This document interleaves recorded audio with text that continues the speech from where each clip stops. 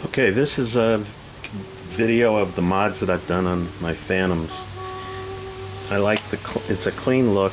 There's not a lot of stuff showing, and I think it's functional. The mods are the expanding legs, which when you contract them they fit in a case, which is nice. Use a 6mm carbon, glue it to the top, and where's my finger? Here, glue it to the top, and then it slides down into there.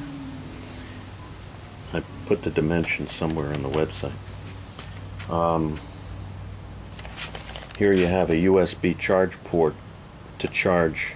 You don't really need it for the flying fish, but for the Tarot you do need a charge port, so I just put one in. I'll show you what that looks like inside. In the back we've got the USB. It's been recycled from another one. That was a mini. I've also used micro. And then I like to mount my transmitter inside. The 650 Immersion RC is very cool. People will argue with that, but I like it inside. Let's see, what else? Oh, we got the switch. The switch controls the gimbal, power to the gimbal, power to the FPV, and power to the little mini OSD or e-osd that's inside. The other thing, you want to bend this thing up in a heat gun, and then it'll snap in there real nicely. And that USB cleans up the inside. There you can, if you look inside, you can see the transmitter on the side. I don't know if you see it. And then the other side doesn't have anything. On one of the ones I have a Flytrex on the other side. Okay, let's get inside. Okay, inside I have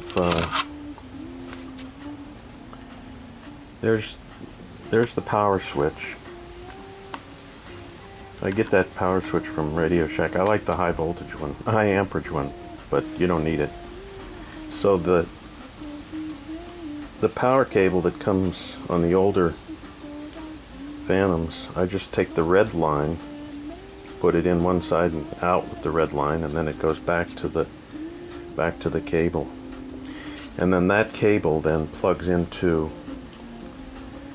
that cable. Let me get this back. That cable then plugs here, and then it plugs into the various things, including this little e-osd back here, which it plugs in right there, and then it plugs into the transmitter, and it plugs into the gimbal.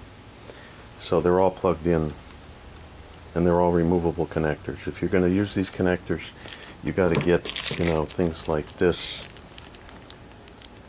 to be able to, and you probably need a tool like this. Makes it look professional. While we're at it, let's look at this. Let's take this off, and let's put it over here. There's the this one's a mini USB, but you can see it's just a little short cable. It goes from here and back into where that other gray one went. And if you look, you can see how I made a groove. Take a file. In the corner of a file, you put a groove in the side of the rubber, and you put a groove in the side of this side, and then you grind the shell so that it holds it. So it's a tight fit. You don't have to mess with it. Where are we? It's a tight fit.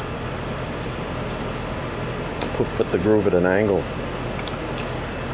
On the previous Phantom I had some Sugru, that's what's left on there. but you don't need it. It'll hold it on there good. I also put those barrel connectors on the motors so you can replace them without soldering.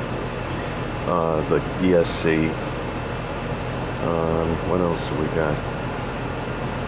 Oh, the video from the, depending on whether you have a Taro or a flying fish, you got. I put the video cable going up this arm here, and then you also have to put a Y connector on the video cable to go to the OSD, as well as going to the FPV inside. So it's a matter of making various connectors. Here's